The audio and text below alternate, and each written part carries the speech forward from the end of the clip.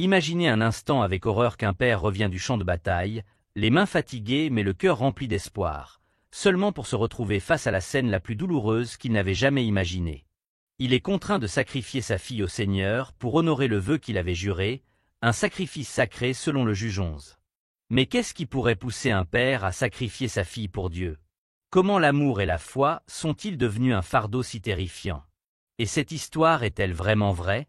Aujourd'hui, laissez-nous vous raconter l'histoire biblique de Jephthé, vous faire découvrir cette histoire mystérieuse et analyser les perspectives fascinantes qui se cachent derrière les enseignements du Seigneur. Dans cette histoire, vous pourriez trouver des liens avec vous-même, ceux qui vous entourent, ou même les réalités de notre vie quotidienne. Si vous trouvez cette vidéo intéressante, n'hésitez pas à laisser vos commentaires juste en dessous. Nous apprécions toujours vos retours et suggestions pour améliorer notre contenu dans nos prochaines vidéos. Du côté du fleuve Jourdain, la terre de Galade se cache sous un ciel bleu clair, telle une pièce d'histoire oubliée, avec des terrains montagneux accidentés et la rivière Jabbok, vibrante de vie. Bien que fertile et riche en traditions, cette terre a toujours été menacée par les guerres et les conflits venant des groupes ethniques voisins. Les tribus d'Israël, comme Gad, Ruben et une partie de la tribu de Manassé, ont vécu et défendu Galade pendant des générations, mais la tranquillité de cette terre n'a jamais été totale. Depuis des temps anciens, les batailles incessantes pour protéger cette terre sacrée ont instillé dans le cœur des habitants de Galade un esprit de résilience et de détermination. C'est dans ce contexte chaotique qu'est née l'histoire d'un homme extraordinaire, Jephthé. La période des juges était une époque sans roi pour régner, et chaque tribu d'Israël défendait son propre territoire. À cette époque, le peuple ammonite, une tribu puissante de l'Est, menaçait les habitants de Galade. Les raids des Ammonites n'étaient pas simplement des ambitions d'expansion, mais aussi des pillages brutaux, plongeant le peuple d'Israël dans la peur et la perte. Jephthé grandit au milieu des barrières et du stigmate de la société. Bien qu'il soit le fils d'un homme de Galade, il fut rejeté, privé de ses droits d'héritage et considéré comme un paria, car sa mère n'était qu'une femme de basse condition que la société n'acceptait pas. La famille légitime de son père, en particulier les fils de la femme légitime de Galade, le méprisait et le traitait comme un étranger, un enfant illégitime sans place dans le clan. Lorsqu'ils grandirent, ses frères forcèrent Jephthé à quitter la maison, l'éloignant de la terre qu'il appelait chez lui, lui disant « Tu n'hériteras pas de la fortune familiale, car tu es le fils d'une autre femme. » Poussé par la cupidité, ils forcèrent Jephthé à fuir Galade et il se rendit dans la terre de Tob, une région frontalière que peu de gens souhaitaient fréquenter. Ce n'était pas un endroit pour ceux qui cherchaient la paix, mais un refuge pour les mécontents, les voyous et ceux qui n'avaient plus rien à perdre. Aux yeux des autres, Jephthé n'était qu'un homme abandonné par le destin, mais en réalité, c'est cette pauvreté et ce mépris qui le façonnèrent. Autour de lui, il rassembla progressivement un groupe de voyous, des gens rejetés par la société comme lui, et ils le vénéraient comme leur chef. Sous sa direction, ils devinrent un groupe de guerriers courageux, prêts à se lancer dans la bataille non pas pour la gloire, mais pour un cœur aspirant à la liberté et au respect. La vie de Jephthé est une série de choix douloureux, de luttes intérieures et d'une vie remplie d'injustice, mais tout cela le rendit fort, le transformant en un leader que personne ne pouvait sous-estimer. À cette époque, face à l'oppression des Ammonites, la soif d'un grand leader se fit de plus en plus pressante, envahissant Galade. Lorsque tout espoir commença à s'estomper, les yeux de la communauté se tournèrent vers une figure qu'ils avaient autrefois rejetée, Jephthé, le fils banni. Dans ce moment de désespoir accablant, les anciens de Galade se rappelèrent soudainement la force cachée de cet enfant abandonné. Leur cœur lourd de fierté blessée, ils durent faire face à une décision difficile. Avaient-ils l'humilité nécessaire pour tendre la main à celui qu'ils avaient autrefois méprisé? Déterminés à chercher un miracle, ils partirent pour Tob, portant avec eux un espoir fragile et une honte profonde. Un après-midi brumeux, le ciel au-dessus de Galade était drapé d'une teinte grise, évoquant la mélancolie d'un moment significatif. L'ancien Galade baissa la tête et marcha lentement, accablé par ses pensées. Chaque visage portait une expression d'inquiétude et de regret. Leurs jambes les portaient loin du village, sur les collines vertes sombres, vers la terre désolée de Tob, où ils croyaient que Jephthé, le guerrier exilé, résidait. Lorsqu'ils se présentèrent devant Jephthé, celui qu'ils avaient rejeté, un air de gêne était visible sur le visage de chaque ancien.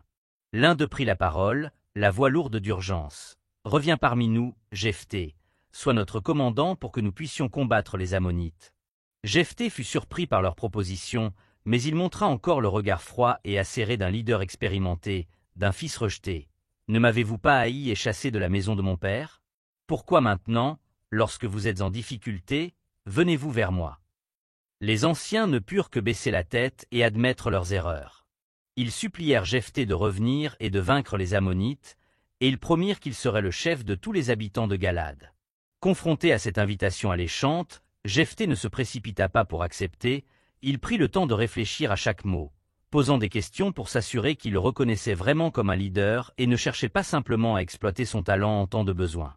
Les anciens de Galade affirmèrent « Le Seigneur est notre témoin, nous suivrons certainement tes paroles. » Finalement, Jephthé accepta et retourna avec eux. Il fut nommé par le peuple comme le leader et commandant de toute l'armée de Galade.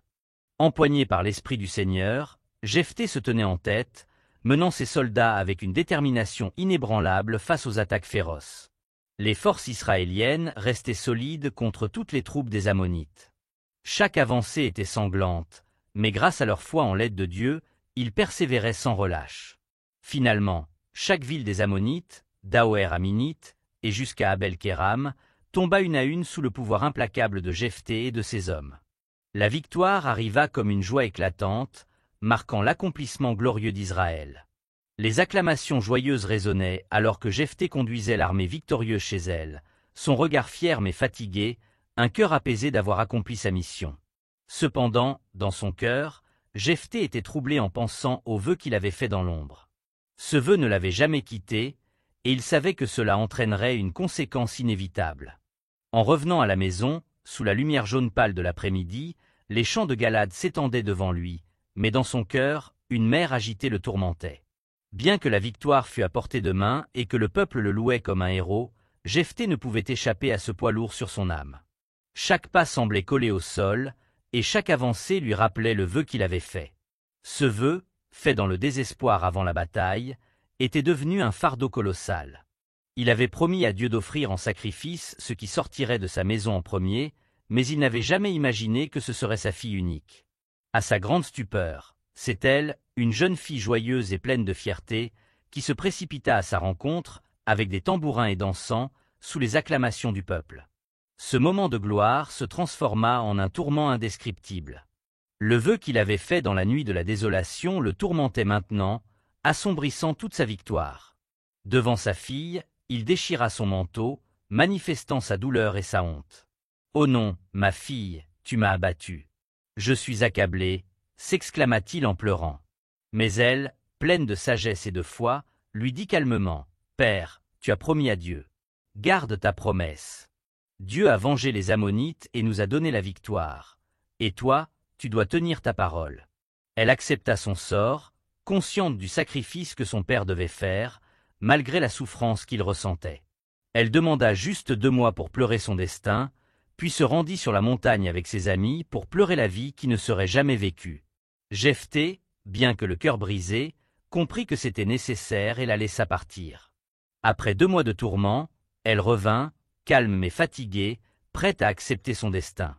Jephthé, déchiré, tint sa promesse, sacrifiant sa fille pour honorer le vœu qu'il avait fait à Dieu, un vœu qu'il n'avait jamais souhaité tenir, mais qu'il ne pouvait briser. Le sacrifice de sa fille laissa un vide immense dans le cœur de Jephthé, et cette douleur marqua à jamais le peuple d'Israël. La nouvelle de ce sacrifice bouleversa la région de Galade, et une tradition se créa. Chaque année, les jeunes filles d'Israël se rendaient sur la montagne pour pleurer Jephthé et son héroïque fille, symbole de loyauté et de sacrifice. Le sacrifice de Jephthé nous rappelle qu'un vœu fait à Dieu est sacré, et que nous devons toujours réfléchir profondément avant de faire une promesse. Sa foi, bien qu'absolue, nous avertit des conséquences de décisions prises dans la précipitation. Nous devons respecter nos proches tout en restant fidèles à notre foi, mais aussi veiller à ce que notre amour humain ne soit pas éclipsé par des engagements imprudents envers Dieu. Se rendre compte que la foi et la promesse faite à Dieu sont incroyablement importantes, mais aussi pleines de défis. Cher Dieu, aide-moi à comprendre qu'à chaque situation difficile, lorsque nos émotions nous guident, il est essentiel d'être prudent et de réfléchir soigneusement avant de prendre toute décision ou engagement. Accorde-moi la sagesse pour que chaque promesse que je fais soit accomplie sincèrement et correctement. Seigneur, à travers l'histoire de Jephthé, Je reconnais aussi la valeur de l'amour familial et du sacrifice pour nos proches. La fille de Jephthé est le reflet de l'acceptation du sacrifice pour la foi, mais aussi un rappel pour nous de la relation entre foi et amour. Aide-moi à toujours chérir et protéger mes proches, à ne pas laisser une foi aveugle obscurcir les valeurs essentielles de l'humanité. Aide-moi à maintenir l'équilibre entre l'amour pour ma famille et la loyauté envers toi. Je sais que la foi de Jephthé, bien que forte, l'a conduit à prendre des décisions ayant des conséquences graves. Aide-moi non seulement à avoir une confiance absolue en toi, mais aussi à chercher la sagesse et la compréhension dans chaque décision de ma vie. Je te supplie de me donner un cœur humble, qui comprenne que la foi n'est pas seulement un sacrifice, mais aussi un respect des principes humanitaires et de l'amour.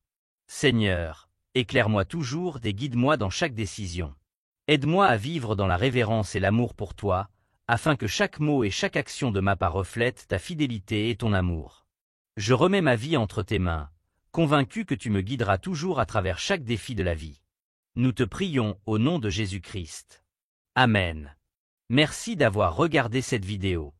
L'histoire de Jephthé n'est pas seulement une leçon sur la foi et le sacrifice, mais aussi un profond rappel des complexités de la condition humaine. Face à des décisions importantes, nous sommes facilement influencés par nos émotions et les circonstances, mais c'est précisément à ces moments-là qu'il est crucial de réfléchir soigneusement et de prendre les bons engagements. Chaque engagement que nous prenons affecte non seulement notre propre vie, mais aussi nos proches. C'est pourquoi il est essentiel de se rappeler que la foi doit aller de pair avec la sagesse et l'amour. Prenons le temps de réfléchir, afin que nos décisions reflètent toujours notre loyauté envers Dieu et notre respect pour les valeurs humaines. Je vous souhaite de toujours trouver la paix dans chaque choix que vous ferez. À bientôt dans la prochaine vidéo.